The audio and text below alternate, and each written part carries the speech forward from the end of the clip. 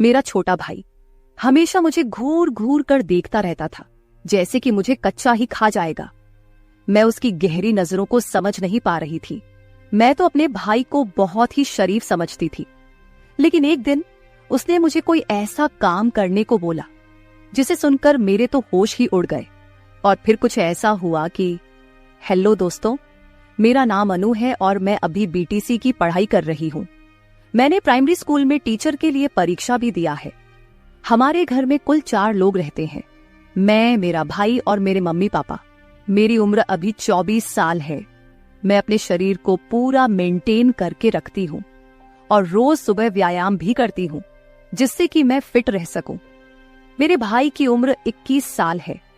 हम दोनों एक दोस्त की तरह रहते हैं, जिस वजह से हम दोनों आपस में हर बात भी शेयर करते हैं। एक दिन मैं अपने भाई से कुछ सीक्रेट बातें कर रही थी। मैंने उससे पूछा, सचिन तुम्हें कोई पसंद है क्या? सचिन बोला, नहीं दीदी, अभी तक ऐसी कोई नहीं मिली। अगर आप जैसी मिले तब तो प्रयास करूंगा। इतने में वहां पर मम्मी आ गई और सचिन को किसी काम से बाहर लेकर चली गई। मेरे भाई के मुंह से आप जैसी बात सुनकर मेरे तो होश उड़ गए थे। मैं बस उसके ही बारे में सोच रही थी। यही सब सोचते सोचते कब मेरी आंख लग गई मुझे पता ही नहीं चला। फिर जब मैं उठी तो मैंने देखा घर में कोई भी नहीं था। शायद मम्मी और सचिन अभी तक नहीं आए थे। फिर मैं बाथरूम में जाकर नहाने लगी। तभी माँ और सचिन भाई मार्केट से आ गए तो मैं उनके पास जाकर बातें करने लगी। फिर वो अपने स्कूल चला गया और मैं भी अपने कॉलेज चली गई। मैं अपने कॉलेज में जाकर अपने भाई के बारे में ही सोच रही थी, क्योंकि आज तक किसी ने मेरे को ऐसा नहीं कहा था। तभी मेरी एक सहेली मेरे पास आई और बोली, अरे अनु, तुम क्या सोच रही हो? मैंने कहा, मैं तो कुछ भी नहीं सोच रही हूं।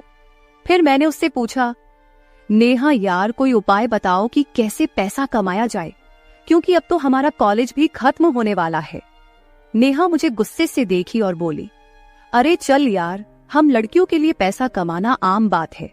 फिर हम दोनों अपने अपने घर की तरफ जाने लगी, क्योंकि हमारा क्लास खत्म हो चुका था। मेरी सहेली अपने घर की तरफ जाने लगी, इधर मैं भी अपने घर की तरफ जा रही थी। तभी मैंने रास्ते में अपने भाई सचिन को देखा। उसको देखकर तो मेरे होश ही उड़ गए। सचिन अपने साथ किसी को लेकर घूम रहा था। वो दोनों किसी होटल की तरफ जा रहे थे। मुझे उस पर काफी ज्यादा गुस्सा आ रहा था, क्योंकि पापा इतनी मेहनत करके पैसा लाते हैं और हमें पढ़ने के लिए देते हैं, लेकिन ये सारा पैसा बर्बाद कर रहा है। फिर मैं उसी गुस्से में घर चली आई और सचिन के आने का इंतजार करने लगी। मैं मम्मी पापा को भी ये सब बातें बताना चाहती थी, लेकिन मैंने नहीं बताया कि शायद उन्हें ठेस पहुंचेगी। फिर शाम के समय जब सचिन घर आया तो मैं उसके कमरे में गई और देखा तो वो टीवी देख रहा था। मैंने उससे पूछा, सचिन, तुम मार्केट में ऐसे क्यों घूम रहे थे? उनके साथ मत रहो, वरना तुम्हें बर्बाद कर देंगी। उसने कहा, नहीं दीदी, मैं तो घूमूंगा। उनके साथ घूमने में काफी मजा आता है और मेरे लिए यही सही है। अब नहीं घूमूंगा तो कब घूमूंगा?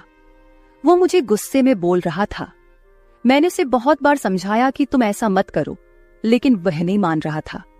मेरे बहुत कोशिशों के बाद वह बोला, ठीक है, उनके साथ नहीं घूमूंगा, लेकिन मेरी भी एक शर्त है। अगर तुम पूरा करोगी तो मैं उनके साथ रहना भी छोड़ दूंगा। मैं बोली, हाँ बताओ क्या शर्त है तुम्हारी? तो सचिन तुरंत बोला, जैसे मेरे साथ वो घूमती है, अब से तुम मेरे साथ घूमोगी और मेरी जरूरतों को भी पूरा करोगी। मैंने उससे कहा, नहीं, ये नहीं हो सकता। मैं भला क्यों तुम्हारे साथ घूमने लगूं? तो इस पर सचिन बोला, तो फिर ठीक है, मुझे मत समझाओ। मैं जो भी कर रहा हूं तुम मुझे मत बोलो। फिर मैं बोली, चलो ठीक है, शाम को सोचकर बताती हूं। इतना कहकर मैं उसके कमरे से अपने कमरे में चली गई और बैठकर सोचने लगी। अब मुझे पूरी तरह से समझ आ चुका था कि मेरा भाई मुझसे क्या चाहता है। फिर मुझे कुछ दिन पहले की बात भी याद आ गई कि वो मुझे क्यों इतने अजीब तरीके से घूर घूर कर देखता था। मेरे भाई की कही हुई बातों को सोच सोच कर मेरी टेंशन बहुत ही ज्यादा बढ़ गई थी। मैं अब तक यह सब एक्सपेक्ट भी नहीं किया था कि मेरा भाई भी ऐसा कुछ करने की सोच सकता है। मुझे तो लगा था कि मेरा भाई बहुत शरीफ है और आगे चलकर वह घर वालों का सहारा बनेगा और घर वालों को अच्छा खासा कमाकर लाकर देगा। लेकिन वह तो अभी से गलत कामों में पड़ गया था। लेकिन यह बातें सुनने के बाद मुझे एहसास हो गया था कि मेरा भाई खुद के साथ साथ घर वालों की और मेरी भी जिंदगी खराब करने वाला है। ये सारी बातें सोच सोच कर मेरे दिल की धड़कन इतनी बढ़ चुकी थी कि अगर कोई सामने रहे तो उसे आसानी से सुनाई दे जाए। मैं उसको पूरी तरह से समझ गई थी कि वह क्या करना चाहता है। मेरे पास तो बहुत बड़ी समस्या थी कि अब मैं क्या करूं। अगर मैं हाँ नहीं बोलूंगी तो वह उनके चक्कर में बर्बाद हो जाएगा और उसकी पढ़ाई भी खराब होगी। मैं उसे पति पत्नी के जैसे रहने के लिए भी नहीं बोल सकती थी, क्योंकि दुनिया की नजरों में वह मेरा भाई था। फिर मेरे दिमाग में अचानक ख्याल आया कि शायद यह बात घर में ही रहेगी। इससे हमारे घर वालों की जिंदगी भी बची रहेगी और मेरा भाई भी सुधर जाएगा। यही सब सोचते सोचते मैं सो गई। फिर जब मैं सुबह उठी तो सचिन के कमरे में चली गई। शुरू में तो मैंने उसे बहुत समझाया कि यह सही नहीं है, लेकिन वो मेरी एक भी बात सुनने को राजी नहीं था। फिर मैंने उससे कहा, ठीक है सचिन, मुझे तुम्हारी शर्त मंजूर है, लेकिन चलो पहले हम शॉपिंग करेंगे। फिर मैंने उससे कहा कि यह बात बाहर किसी को पता नहीं लगना चाहिए और तुम भी किसी के साथ आज के बाद दिखाई मत देना। वह बोला, ठीक है, आज के बाद आप जैसा कहोगी मैं वैसा ही करूंगा।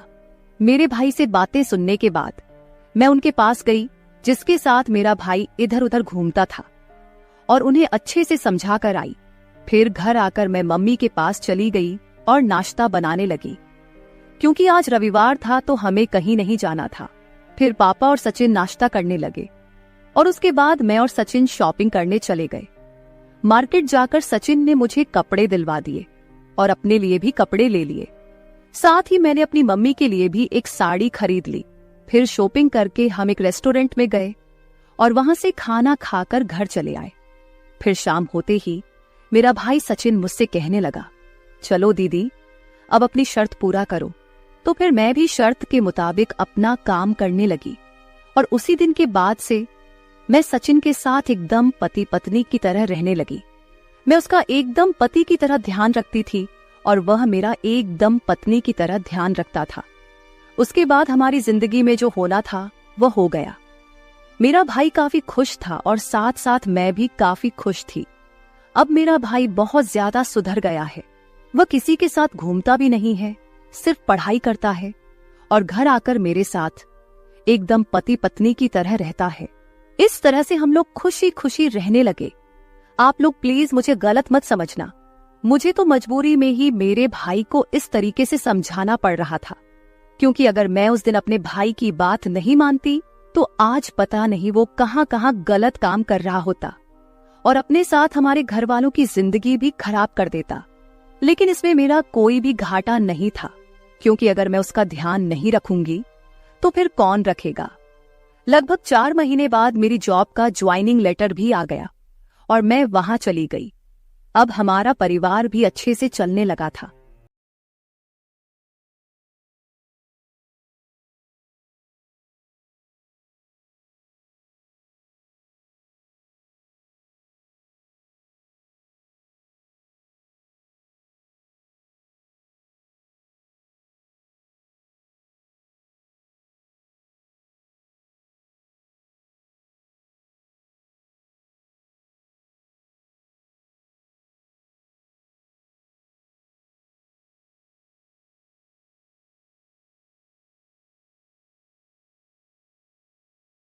या सुनना चाहते हो तो चैनल को सब्सक्राइब जरूर कर ले और बेल आइकन ऑन कर ले, ताकि आपको मेरी हर कहानी समय पर मिल सके।